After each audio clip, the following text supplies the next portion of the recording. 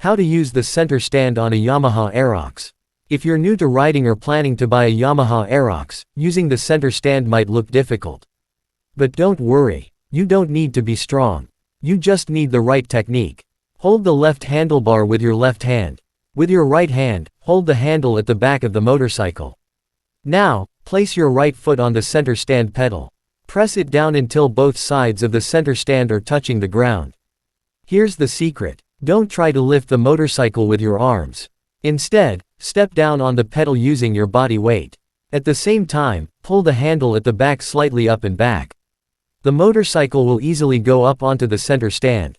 To bring it down, hold the handlebar and the handle at the back again.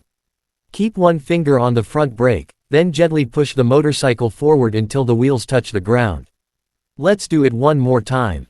Foot on the pedal. Make sure both sides of the center stand are touching the ground. Then step down using your body weight while pulling the handle at the back.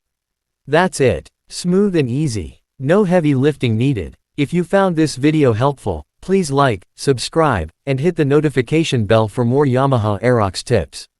Ride safe.